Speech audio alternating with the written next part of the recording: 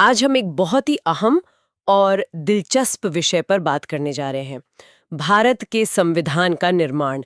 ये सिर्फ एक कानूनी दस्तावेज बनने की कहानी नहीं है, बल्कि ये कहानी है कि कैसे एक बिखरा हुआ विविधताओं से भरा भूभाग एक राष्ट्र के रूप में एकजुट हुआ, कैसे उसने अपनी आत्मा को परिभाषित किया। और हमारी ये जो चर्चा है, ये भारत का संविधान निर्माण और राष्ट्र निर्माण पुस्तक के कुछ अहम हिस्सों पर आधारित है। तो आज हम समझने की कोशिश करेंगे कि ये संविधान बना कैसे, क्या मुश्किलें आईं, कौन लोग थे इसके पीछे और किन विचारों ने इसे वो शक्ल दी जो आज हमारे सामने है।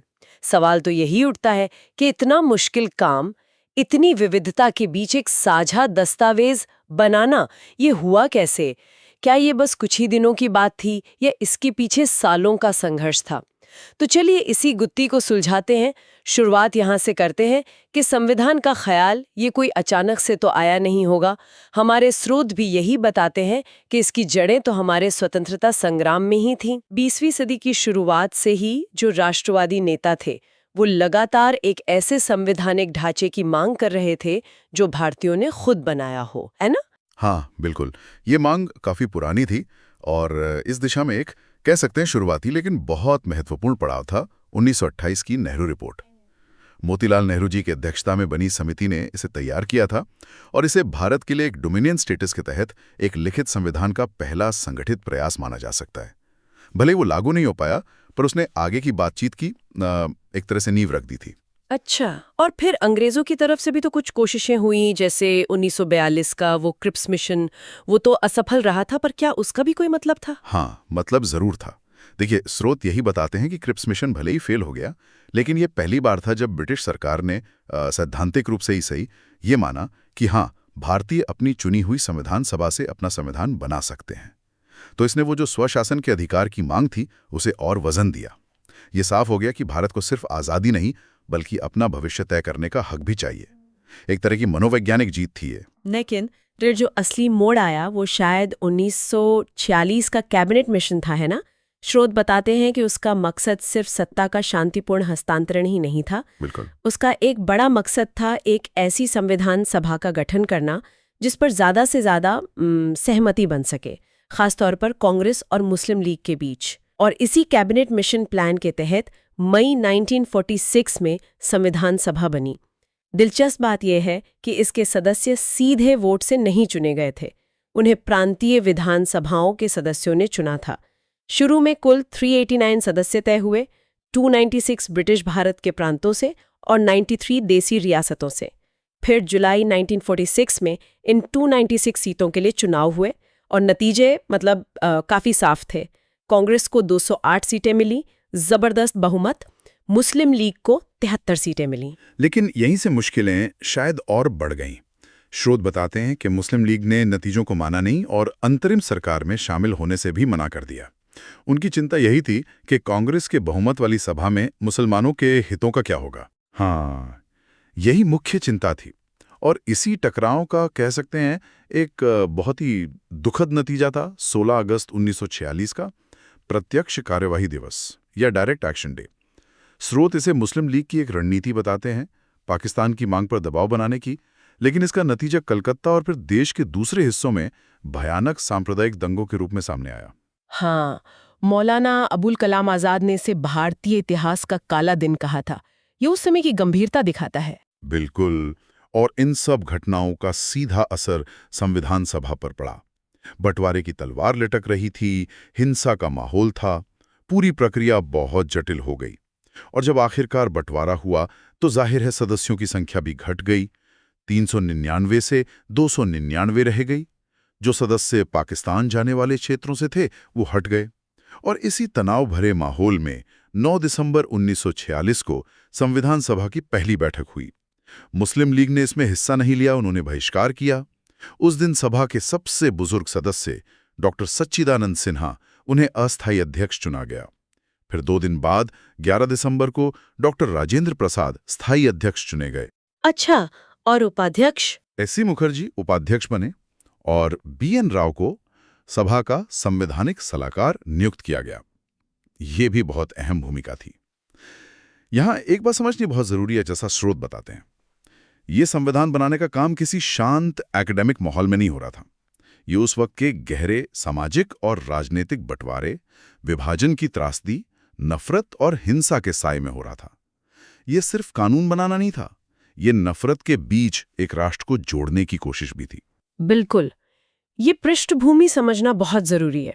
अच्छा, अब बात करते हैं उन लोगों की जिन्होंने ये ऐतिहासिक जिम्मेदारी निभाई। ये किसी एक इंसान का काम तो था नहीं, तो कौन थे वो मुख्य लोग इस बड़े काम के पीछे और उनकी क्या भूमिकाएं थीं? देखिए, स्रोत कई नामों का जिक्र करते हैं, जाहिर है, लेकिन कुछ चेहरे सबसे प्रमुख हैं, जैसे डॉक्टर B.R. अम्बेडकर। उन्हें अक्सर संविधान का मुख्य वास्तुकार कहा जाता है। एक दिलचस्प बात यह भी है कि महात्मा गांधी की सलाह पर कांग्रेस ने उन्हें केंद्रीय कानून मंत्री बनने और फिर प्रारूप समिति का अध्यक्ष बनने का न्योता दिया, जबकि वो कांग्रेस के मुखर आलोचक रहे थे। हाँ, ये बात तो है। और ये प्रारूप समिति, ड्राफ्टिंग कमेटी, यही सबसे अहम थी ना? बिल्कुल, अगस्त 1947 में ये बनी थी और इसका काम था संविधान का मसौदा तैयार करना। लेकिन डॉक्टर अंबेडकर अकेले नहीं थे इसमें। उनके साथ K.M. Munshi, N. Gopalaswamy Iyengar, Alladi Krishnaswamy Iyer, Syed Mohammad Sadulla, N. Madhavrao, T.T. Krishnamachari जैसे कानूनी और प्रशासनिक अनुभव वाले दिग्गज लोग थे। डॉक्टर अंबेडकर का जो असाधारण कानूनी ज्ञान था, उनकी तर्क क्षमता और सामाजिक न्याय की उनकी गहरी समझ, उसी ने संविधान को उसका ठोस, व्यवहारिक और इतना विस्तृत रूप दिया। उन्होंने बहसों का बड़ी कुशलता से जवाब दिया। मसौदे को अंतिम रूप देने में उनकी भूमिका केंद्रीय थी। और पंडित जवाहरलाल नेहरू, उनकी भूमिका को स्रोत कैसे देखते हैं? उन्हें तो अक्सर संविधान की आत्मा या दर्शन से जोड़ा जाता है। हाँ, नेहरू जी ने संविधान को उसका, कह सकते हैं, दार्शनिक आधार दिया, उसका प्रगतिशील चरित्र तय किया। 13 दिसंबर 1946 को उन्होंने ही वो ऐतिहासिक उद्देश्य प्रस्ताव पेश किया था। वो सिर्फ एक प्रस्तावना जैसा नहीं था, बल्कि उसने वो मूल सिद्धांत, वो मूल्य तय किए जिन पर संविधान आधारित होना था। जैसे भारत एक संप्रभु गणराज्य होगा, सभी नागरिकों को न्याय, समानता, स्वतंत्रता मिलेगी, अल्पसंख्यकों और पिछड़ों के हितों की रक्षा होगी। और यही उद्देश्य प्रस्ताव बाद में प्रस्तावना बना। जी हाँ, वही बाद में संविधान की प्रस्तावना यानी प्रीएम्बल का आधार बना। नेहरू जी संघ शक्ति समिति और संघीय संविधान समिति जैसी महत्वपूर्ण समितियों के अध्यक्ष भी थे। उनका प्रभाव बहुत गहरा था। और सरदार वल्लभ भाई पटेल, उनका नाम तो हमेशा रियासतों के एकीकरण से जुड़ता है। संविधान निर्माण में उनका क्या योगदान था? सरदार पटेल की भूमिका बहुत ही महत्वपूर्ण और व्यवहारिक थी। स्रोत उन्हें एकीकरण का सूत्रधार कहते हैं, और ये बिल्कुल सही है।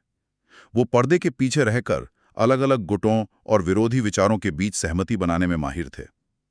वो प्रांतीय संविधान समिति के अध्यक्ष थे और मौलिक अधिकारों, अल्पसंख्यकों और जनजातीय क्षेत्रों पर बनी जो सलाहकार समिति थी, उसके भी अध्यक्ष थे। इन समितियों ने संविधान के कई अहम हिस्सों का ढांचा तैयार किया। और हाँ, उनका सबसे बड़ा काम तो वो 500 से ज्यादा देशी रियासतों को भारत में मिलाना था। उनके दृढ़ निश्चय और राजनीतिक कौशल ने ही संविधान को, कह सकते हैं, जमीनी हकीकत दी। तो ये दिखाता है कि संविधान सिर्फ आदर्शों पर नहीं बना, बल्कि ठोस राजनीतिक सच्चाइयों पर भी आधारित था। बिल्कुल, पटेल व्यवहारिकता और राष्ट्रीय एकता को सबसे ऊपर रखते थे, और इसके लिए स्रोत इशारा करते हैं कि उन्होंने कभी-कभी कड़े फैसले भी लिए। हाँ, कुछ रियासतों के मामले थोड़े विवादास्पद भी रहे थे शायद। हाँ, एकीकरण एक बहुत ही पेचीदा प्रक्रिया थी। उसमें समझाने बुझाने से लेकर दबाव बनाने तक कई तरीके इस्तेमाल हुए, लेकिन अंत में उनके प्रयासों ने ही भारत की राजनीतिक एकता को पक्का किया, जो संविधान लागू होने के लिए बहुत जरूरी थी। और डॉक्टर राजेंद्र प्रसाद, अध्यक्ष के तौर पर उनकी भूमिका कैसी रही? डॉक्टर राजेंद्र प्रसाद जी ने अध्यक्ष के रूप में सभा की कार्यवाही को बहुत ही निष्पक्ष और कुशल तरीके से चलाया। स्रोत बताते हैं कि उन्होंने ये पक्का किया कि हर सदस्य को, चाहे वो किसी भी सोच का हो, अपनी बात कहने का पूरा मौका मिले। कई बार गर्मागर्म बहसें होती थीं, उन्होंने उन्हें शांत किया, चर्चा को सही दिशा में रखा। उनका धैर्य, सबको साथ लेकर चलने की उनकी क्षमता इस लंबी और मुश्किल प्रक्रिया को पूरा करने के लिए बहुत जरूरी थी। तो कुल मिलाकर अगर देखें तो ये वाकई एक अद्भुत सामूहिक प्रयास था।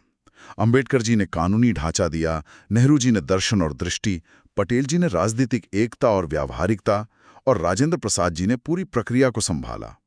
और इनके अलावा भी सैकड़ों सदस्य थे जिन्होंने समितियों में और बहसों में बहुत महत्वपूर्ण योगदान दिया। ये अलग-अलग ताकतों, नजरियों और विशेषज्ञताओं का एक अनोखा संगम था। तभी इतने विविध और जटिल देश के लिए एक स्थायी संविधान बन पाया। तो ये थे वो मुख्य लोग। अब जरा इस पर आते हैं कि ये बना कैसे। मतलब ड्राफ्ट तैयार करने की प्रक्रिया क्या थी? आपने बताया कि कई समितियां बनी थीं। इस प्रक्रिया को थोड़ा और खोलें तो। हाँ, जैसा मैंने कहा, काम को बांटने और व्यवस्थित करने के लिए करीब 22 समितियां बनी। इनमें 8 प्रमुख थी, बाकी छोटी। हमने कुछ प्रमुख समितियों का जिक्र तो कर लिया। प्रारूप समिति अंबेडकर, संघ शक्ति और संघीय संविधान समिति नेहरू, प्रांतीय संविधान और सलाहकार समिति पटेल, नियम प्रक्रिया समिति राजेंद्र प्रसाद। इनके अलावा संचालन समिति राजेंद्र प्रसाद, राज्यों से समझौता करने वाली समिति नेहरू भी थी, और फिर मौलिक अधिकारों पर उप समिति जेबी कृपलानी और अल्पसंख्यक उप समिति एचसी मुखर्जी ने भी बहुत अहम सिफारिशें दी। और इन समितियों ने काम कैसे किया, खास तौर पर प्रारूप समिति ने? देखिए, प्रक्रिया ये थी कि ये समितियां पहले अपने अपने विषय पर रिपोर्ट तैयार करती थीं। फिर उन रिपोर्टों पर पूरी संविधान सभा में बहस होती थी। उन बहसों और सुझावों के आधार पर जो संवैधानिक सलाहकार थे बीएन राव, उन्होंने संविधान का एक शुरुआती खाका तैयार किया। इसी खाके पर विचार करने और उसे अंतिम रूप देने के लिए प्रारूप समिति बनी। प्रारूप समिति ने विभिन्न समितियों के प्रस्तावों को जांचा, परखा और फिर संविधान का पहला मसौदा, पहला ड्राफ्ट फरवरी 1948 में प्रकाशित किया। अच्छा, और इसे आम लोगों के लिए भी जारी किया गया? हाँ, बिल्कुल।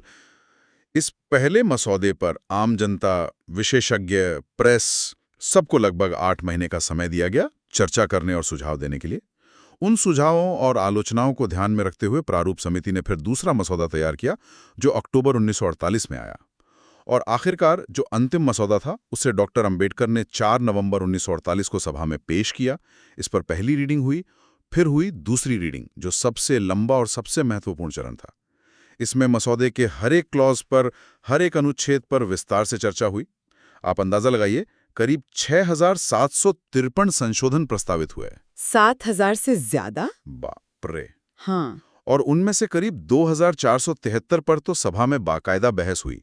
ये दिखाता है कि प्रक्रिया कितनी गहन और कितनी लोकतांत्रिक थी। कुछ भी यूं ही पास नहीं हुआ। अंत में तीसरी रीडिंग 14 नवंबर 1949 को शुरू हुई और 26 नवंबर 1949 को मसौदे को पारित कर दिया गया। ये तो वाकई बहुत ही विस्तृत और थका देने वाली प्रक्रिया रही होगी।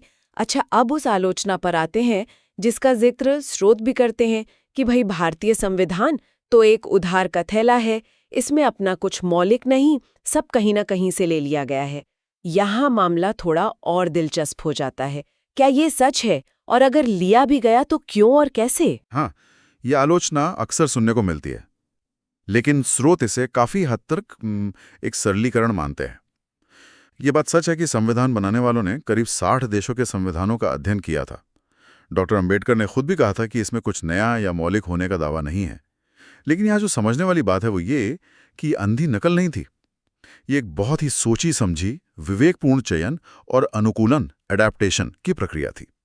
निर्माताओं ने दुनिया भर के अनुभवों से सीखा और उन्होंने उन प्रावधानों को चुना जो उन्हें भारतीय परिस्थितियों, हमारी जरूरतों और हमारी उम्मीदों के लिए सबसे सही लगे, और फिर उन चुने हुए प्रावधानों को भारतीय संदर्भ में ढाला।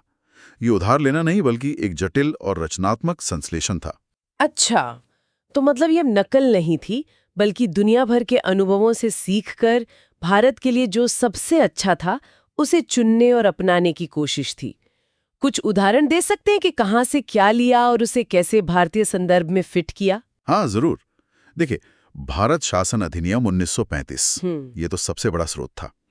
यहां से हमने संघीय ढांचा लिया, न्यायपालिका की संरचना, लोक सेवा आयोग, गवर्नर का ऑफिस और बहुत सारे प्रशासनिक डिटेल्स।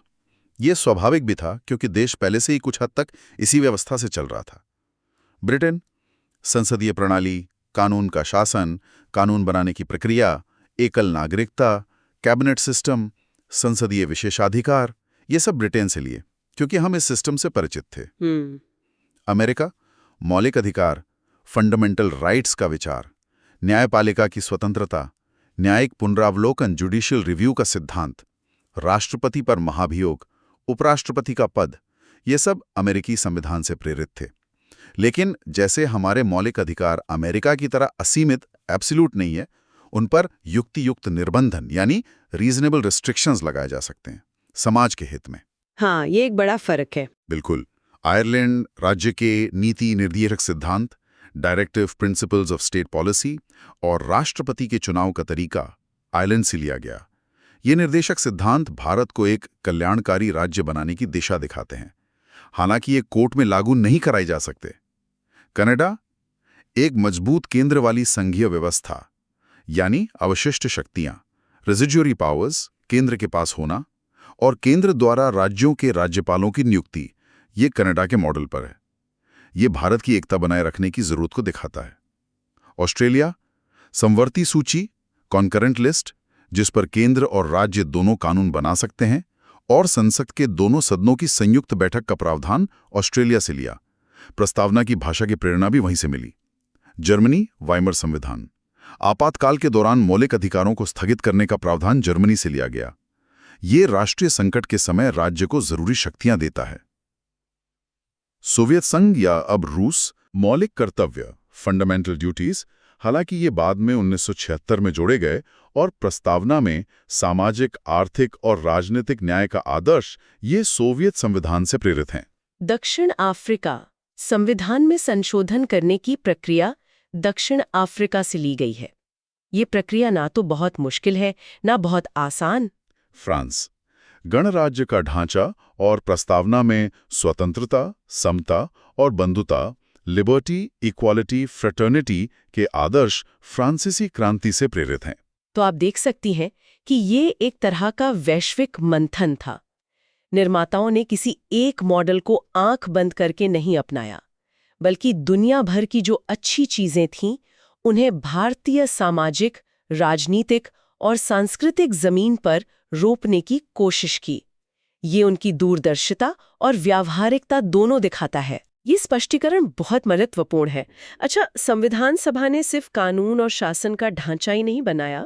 स्रोत बताते हैं कि उन्होंने भारत की एक साझी राष्ट्रीय पहचान को आकार देने वाले जो प्रतीक हैं, उन्हें भी अपनाया। हाँ, बिल्कुल। ये भी एक बहुत महत्वपूर्ण काम था। जैसे हमारा राष्ट्रीय ध्वज, तिरंगा, इसे संविधान सभा ने 22 जुलाई 1947 को ही अपना लिया था। यानी आज़ादी से भी पहले। हाँ, देश की आज़ादी से भी करीब 3 हफ्ते पहले। इसमें केसरिया रंग है त्याग और साहस का प्रतीक, सफ़ेद है शांति और सच्चाई का, और हरा है समृद्धि और धरती से जुड़ाव का। बीच में नीले रंग का अशोक चक्र है जो गति और प्रगति का प्रतीक है। इसका डिज़ाइन पिंगली वेंकैया जी ने तैयार किया था, जिसे कुछ बदलावों के साथ अपनाया गया। आज़ादी से पहले झंडे को अपनाना ये राष्ट्र की संप्रभुता और एकता की एक बहुत शक्तिशाली घोषणा थी। और राष्ट्रगान और राष्ट्रगीत, उनके बारे में क्या? उन्हें कब और क्यों अपनाया गया? राष्ट्रगान, जनगणमन और राष्ट्रगीत वंदे मातरम, इन दोनों को संविधान सभा ने अपनी आखिरी बैठक के दिन यानी 24 जनवरी 1950 को अपनाया, गणतंत्र दिवस लागू होने से ठीक 2 दिन पहले। जनगणमन तो मूल रूप से रविंद्रनाथ टैगोर जी ने 1911 में बंगला में लिखा था। उसके हिंदी संस्करण को राष्ट्रगान के रूप में अपनाया गया। ये पहली बार उसी साल कलकत्ता अधिवेशन में गाया गया था। और वंदे मातरम, जो बंकिम चंद्र चट्टोपाध्याय जी के उपन्यास आनंद मठ का हिस्सा है और जिसे 1870 के दशक में लिखा गया था, उसे राष्ट्रगीत का दर्जा दिया गया। हाँ, वंदे मातरम तो स्वतंत्रता संग्राम का नारा बन गया था। बिल्कुल। ये गीत आज़ादी की लड़ाई में क्रांतिकारियों और आम लोगों के लिए प्रेरणा का एक जबरदस्त स्रोत रहा। हालांकि कुछ वर्गों को इसके कुछ हिस्सों पर आपत्ति थी, इसलिए इसे राष्ट्रगान नहीं बनाया गया, लेकिन इसके ऐतिहासिक महत्व को देखते हुए इसे राष्ट्रगीत का बराबर का दर्जा दिया गया। इन प्रतीकों को संविधान लागू होने से ठीक पहले अपनाना ये एक सोची समझी रणनीति लगती है, जैसा स्रोत इशारा करते हैं। मकसद था कि नए भारतीय गणराज्य की शुरुआत से पहले उसकी सांस्कृतिक और भावनात्मक पहचान को औपचारिक रूप दे दिया जाए। ये एक तरह से भारत की समृद्ध ऐतिहासिक विरासत वंदे मातरम और भविष्य की आधुनिक दृष्टि जनगणमन के बीच संतुलन बनाने की कोशिश भी थी। तो कुल मिलाके ये पूरी प्रक्रिया, जैसा स्रोत बताते हैं, इसमें लगे 2 साल, 11 महीने और 18 दिन। इस दौरान संविधान सभा के कुल 11 सत्र हुए, जिनमें 165 दिन बैठकें चलीं। ये वाकई एक असाधारण और बहुत बड़ा प्रयास था। हाँ, निश्चित रूप से। और इस अथक प्रयास का समापन हुआ 26 नवंबर 1949 को। उस दिन संविधान सभा ने अध्यक्ष डॉक्टर राजेंद्र प्रसाद जी के हस्ताक्षर के साथ इस दस्तावेज को अंगीकार किया, यानी अडॉप्ट किया। इसी दिन को अब हम संविधान दिवस के रूप में मनाते हैं। एक जरूरी बात यह भी थी कि संविधान के कुछ प्रावधान जैसे नागरिकता, चुनाव, अंतरिम संसद और कुछ अस्थायी नियम वो उसी दिन 26 नवंबर 1949 को ही लागू कर दिए गए। अच्छा, ऐसा क्यों? ताकि देश के शासन में कोई रुकावट ना आए और सत्ता का हस्तांतरण आसानी से हो सके। ये एक व्यवहारिक कदम था। और फिर संविधान का पूर्ण कार्यान्वयन, मतलब इसे पूरी तरह से लागू करना, वो हुआ 26 जनवरी 1950 को, जिसे हम हर साल गणतंत्र दिवस के रूप में मनाते हैं। लेकिन ये खास तारीख ही क्यों चुनी गई? 26 जनवरी का क्या महत्व था? इसका एक बहुत गहरा ऐतिहासिक और प्रतीकात्मक महत्व है। स्रोत हमें याद दिलाते हैं कि 26 जनवरी 1930 को भारतीय राष्ट्रीय कांग्रेस ने लाहौर अधिवेशन, जो दिसंबर 1929 में हुआ था, उसमें पास हुए एक प्रस्ताव के तहत पूरे देश में पूर्ण स्वराज दिवस मनाया था। उस दिन पहली बार पूरी आज़ादी का संकल्प लिया गया था और तिरंगा फहराया गया था। उसी ऐतिहासिक दिन की गरिमा को, उसकी याद को सम्मान देने के लिए और आज़ादी की लड़ाई की उस महत्वपूर्ण घटना को नए गणराज्य की स्थापना से जोड़ने के लिए संविधान बनाने वालों ने 26 जनवरी 1950 की तारीख चुनी। अच्छा, तो ये सिर्फ एक तारीख नहीं थी? नहीं, ये महज एक तारीख का चुनाव नहीं था। ये इतिहास, संघर्ष और भविष्य की उम्मीदों के बीच एक प्रतीकात्मक पुल बनाने की कोशिश थी। तो संक्षेप में कहें तो भारत के संविधान का बनना एक लंबी, उतार चढ़ाव भरी, चुनौतियों से भरपूर, लेकिन आखिरकार एक बेहद दूरदर्शी और सहयोगात्मक यात्रा थी। ये यात्रा आज़ादी की लड़ाई की मांगों से शुरू हुई, बंटवारे के भयानक दौर और तनाव के बीच से गुजरी, जिसमें अलग अलग सोच के नेताओं ने गजब की समझदारी और तालमेल दिखाया, दुनिया भर के अनुभवों से सीखा गया और अंत में एक ऐसा दस्तावेज बना जिसे राष्ट्र को सौंपा गया। बिल्कुल, और जैसा कि स्रोत भी कहते हैं, ये सिर्फ कानूनों का एक संग्रह नहीं है, ये एक जीवंत दस्तावेज है, एक लिविंग डॉक्यूमेंट। एक ऐसा दस्तावेज जिसमें भारत के संघर्ष, उसकी विविधताएं, उसकी गहरी इच्छाएं और उसकी लोकतांत्रिक आत्मा की धड़कन सुनाई देती है। और वो जो दक्षिण अफ्रीका से ली गई संविधान संशोधन की प्रक्रिया है, वो इसे समय और बदलती ज़रूरतों के साथ खुद को ढालने की एक अनोखी क्षमता देती है। यही लचीलापन इसकी निरंतर प्रासंगिकता का सबसे बड़ा सबूत है। अगर हम बड़ी तस्वीर में देखें तो ये आज भी 70 साल से ज़्यादा बीत जाने के बाद भी इतने बड़े और विविध देश को एक सूत्र में बांधने और उसे रास्ता दिखाने वाली एक बुनियादी ताकत बना हुआ है। और जाते जाते एक विचार हम सबके सोचने के लिए छोड़ जाते हैं। संविधान निर्माण के समय जो इतनी बड़ी चुनौतियां थीं, जैसे विभाजन की त्रासदी, रियासतों का वो मुश्किल मुद्दा, अलग अलग सामाजिक धार्मिक समूहों की उम्मीदें और दुनिया भर से लिए गए इतने अलग अलग प्रभाव, इन सब को देखते हुए आज हमारे संविधान का चलते रहना, उसका लचीलापन और इतने सालों तक देश को जोड़े रखने की उसकी क्षमता, इसका कौन सा पहलू सबसे ज्यादा ध्यान खींचता है या शायद सबसे ज्यादा हैरान